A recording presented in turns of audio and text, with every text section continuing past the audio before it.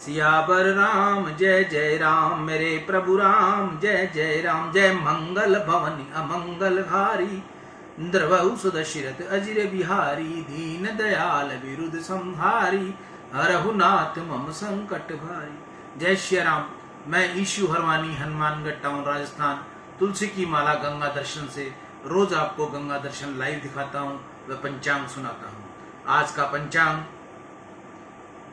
चैत्र मासे शुक्ल पक्षे चतुर्दशी सोमवार, विक्रम संवत 2081, तदनुसार 22 अप्रैल 2024।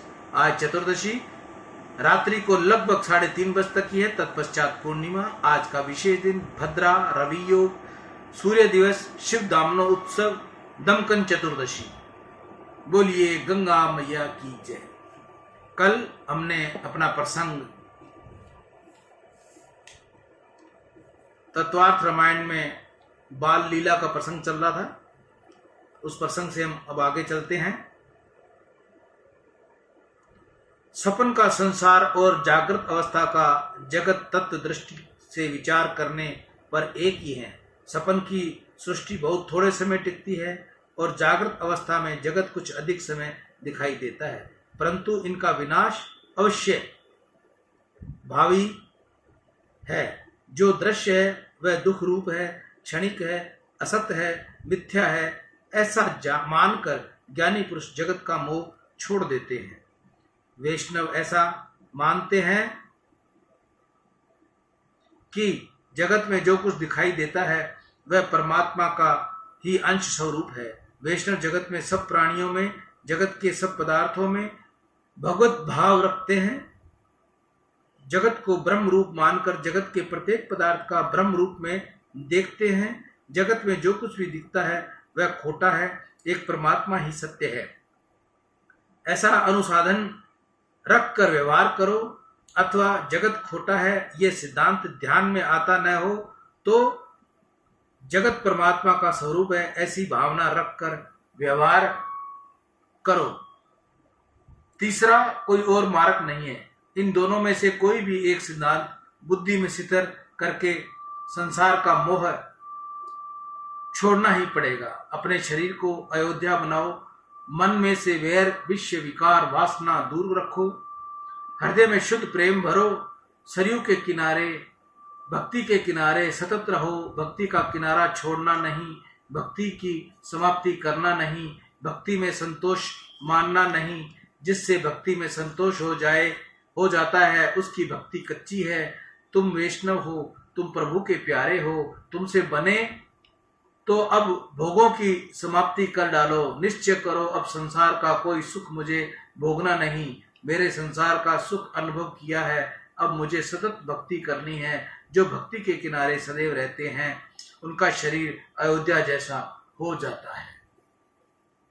लोग प्रातःकाल स्नान करने के पश्चात घंटे 2 घंटे भक्ति करें और पीछे संतोष माने सेवा पूजा सब हो गई, मैंने सब कर लिया। तुम प्रभु की सेवा पूजा करते हो यह ठीक है, परंतु भक्ति में संतोष हो यह ठीक नहीं है। भक्ति तो निरंतर करनी चाहिए, रात्रि को खटिया में भी भक्ति करनी चाहिए। राम जी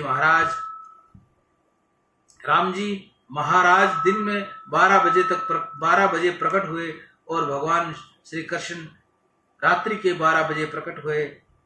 तुमसे बन पड़े तो दिन के 12 बजे रोज रामनवमी का उत्सव करो और रात्रि को रोज जन्माष्टमी का उत्सव करो। दिन में रामनवमी, रात्रि में जन्माष्टमी, रोज ये उत्सव करने की आवश्यकता है। वैष्णव वह है जो रोज उत्सव करता है। कदाचित तुमको ऐसा लगे महाराज तुम तो बहुत बाहर डालकर बोलते हो, परंतु परेशानी कितनी है ये तुम क्या जानते हो। रोज रामनवमी करनी, रोज जन्माष्टमी करनी, अरे उत्सव में पैसा मुख्य नहीं, प्रेम मुख्य है। भक्ति में धन मुख्य नहीं, प्रेम मुख्य है। अतिशय गरीब वैष्णव हो वह भक्ति कर सकता है, प्रेम में उत्सव मना सकता है। रोज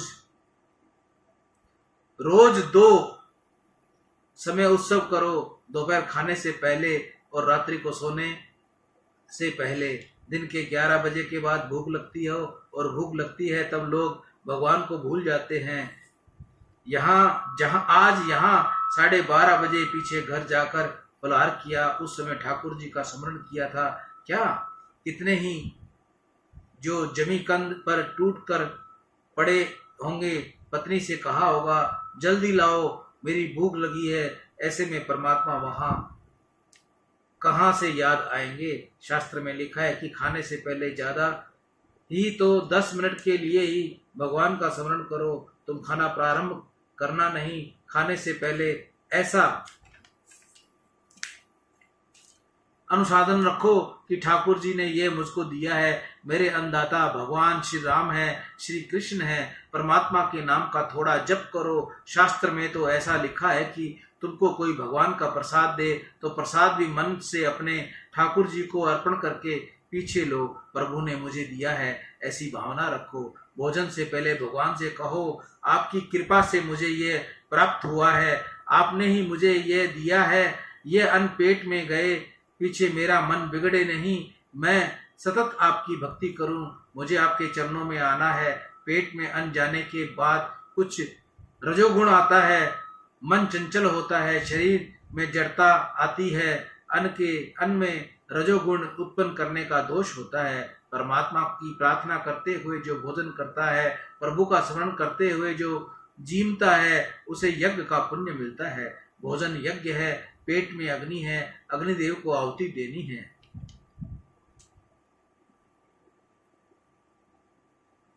प्रभु का स्मरण करते करते भोजन करो तो भोजन भी भक्ति है। भोजन करते समय दृष्टि परमात्मा में रखो तो भोजन भी भजन है। जीमते समय नजर अंदर रखो, परमात्मा में रखो। सब कार्यों में परमात्मा का अनुसाधन रखो। मध्यम काल में भूख प्यास से जीव ईश्वर को न भूले, ईश्वर का स्मरण रखे। इसलिए राम जी मध्याह्न काल में प्रकट हुए। दिन के समय राम जी की सेवा करो, रात्रि के समय कृष्ण की सेवा करो। परमात्मा को हृदय में प्रकट करो। रात्रि को सोने से पहले भी उत्सव करो, भक्ति करो। मध्यम रात्रि के समय मनुष्य को जब थोड़ी निवृत्ति मिलती है, उस समय वह कामाधीन बनता है। संपूर्ण दिवस तो मनुष्य किसी भी प्रवृत्ति में तो होता ही है। प्रवृत्ति के समय काम इसको मारने आता नहीं। इसको यहाँ निवृत्ति मिली कि काम उसकी छाती पर चढ़ बैठता है। रात्रि के समय मनुष्य कामाधीन होकर ईश्वर को भूले, इसलिए श्री कृष्ण मध्य रात्रि में प्रकट हुए। मध्यकाल में अयोध्या में प्रभु का प्रकट्य हुआ। रघुनाथ जी दशरथ महाराज के महल में पधारे। दशरथ शब्द पर थोड़ा विचार करो। 5 ज्ञानेंद्रियां, 5 कामेंद्रियां, ये 10 इंद्रिय रूपी घोड़े हैं। शरीर रथ है, आत्मा रथी है, रथ का मालिक है। बुद्धि रथ को हाँकने वाली सारथी है। इंद्रियां घोड़े हैं। इंद्रियों का नियमता मन लगाम है। शब्दादि विषय में अलग अलग मार्ग हैं। संसार के सुंदर विषय दिखें, ये इंद्रियां रूपी घोड़े उसके पीछे दौड़ते हैं। इन 10 इंद्रियों रूपी घोड़ों को जो काबू में रखे, उसका शरीर रूपी रथ सीधा चलता है। तुमको जाना है प्रभु के चरणों में, प्रभु के धाम में, परंतु रथ कहाँ जाता है? तुम्हारी इंद्रिय रूपी घोड़े तुम्हें को कहाँ खींच कर ले जाते हैं? परमात्मा के चरणों में जाना हो तो प्रभु की भक्ति करनी पड़ेगी। जो इंद्रियों के अधीन है, जो इंद्रियों को काबू में रख सकते नहीं, वे परमात्मा की भक्ति क्या कर सकते हैं? वे परमात्मा के चरणों में कहाँ से जा सकते हैं? ये इंद्रियां ही मनुष्य की शत्रु हैं और ये इंद्रियां ही मनुष्य की मित्र हो सकती हैं। यह जीव इंद्रियों के अधीन बनता है और इंद्रियां शत्रु पक्ष की हो जाती हैं, परंतु इंद्रियां जब जीव के अधीन रहती हैं तब ये मित्र बनती हैं। आत्मा इंद्रियों का मालिक है, स्वामी है। तुम बोलते हो कि मेरी आंखें, मेरे कान, तुमको कहाँ जाना हो वहां तुम्हारी आंखें जाती हैं। तुमको जहां जाना हो वहीं, जहां जाना नहीं वहां तुम्हारी आंखें नहीं जाती।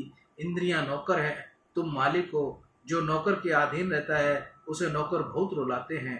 परमात्मा जो भी शरीर रथ का मालिक बनाता नहीं, उसके शरीर रथ के मालिक मन बैठती हैं। मन इंद्रियां मालिक बनकर बैठ जाएं तो वे जीवन रथ को गड्ढे में डाल देती हैं। इंद्रियों के दास बनोगे तो भक्ति कर सकोगे नहीं। इंद्रियों के दास भगवान की भक्ति कर सकता नहीं। इंद्रियों के गुलाम को ईश्वर का स्वरूप का ज्ञान होता नहीं, ईश्वर का दर्शन होता नहीं। इंद्रियां भोग साधन नहीं, भक्ति का साधन है। इनकी अपनी इंद्रियों को संसारी विषयों के मार्ग पर जाने से निवारण करके प्रभु के मार्ग की ओर उन्मुख कर दो। इंद्रियों को भगवत रस का स्वाद चटाओ, तो फिर संसार के तमाम विषय रस इनके फीके लगेंगे। प्रभु की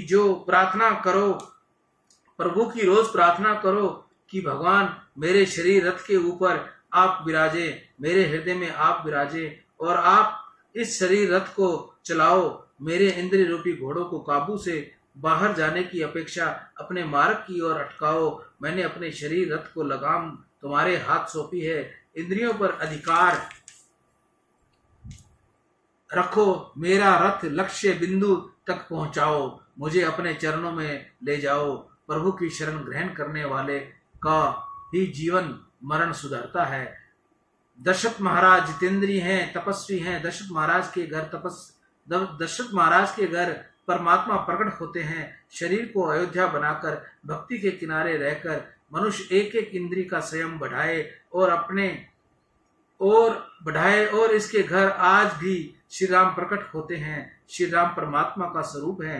इंद्रियों का संयम रखकर सतत भक्ति करने वाले को आनंद मिलता है। कदाचित प्रत्यक्ष शंख चक्र गदा पद्मधारी भगवान उसको न दिखे, परंतु चिन्नानंद उसको अवश्य प्राप्त होंगे। मनुष्य परमात्मा का तेज सहन कर सकता नहीं, इसलिए परमात्मा इसे अपना स्वरूप नहीं बनाते, परंतु अधिकारी जीव को वे अपना स्वरूप दिखाते हैं, उनको सच्चिदानंद स्वरूप बनाते हैं। सियावर राम जय जय राम, मेरे प्रभु राम जय जय राम। जय मंगल भवनीय मंगल हारी, द्रवहु सुदशरथ अजिर बिहारी। दीन दयाल विरुद्ध संहारी, हरहु नाथ मम संकट भारी। गंग सकल मुद मंगल मूला, सब सुख करनी हरनी सब सूला। कही कही कोटि कथा प्रसंगा, राम बिलो कही गंग तरंगा। सचिव ही अनुज ही प्रिय ही सुनाही, विबुध नदी महिमा दिखाई। मजनु की न पथ शम गयऊ, सुचि जल पियत मुदित मन भयऊ। जोरि पानी वर मांगो वही, सिया राम पद सहज स्नेही। अर्थ न धर्म न काम रुचि, गति न चहु निर्वाण। जन्म जन्म रति राम पद यह वरदान आन। सीता राम चरण रति मोरे, अनुदिन बढ़हु अनुग्रह तोरे। बोल गंगा मैया की जय। गंगा गंगा, घर बैठे अगर आप गंगा को पुकारोगे तो गंगा मैया आपके सारे पाप हर लेगी। ईशु हरवानी, तुलसी की माला गंगा दर्शन से। हनुमानगढ़ टाउन, राजस्थान। राम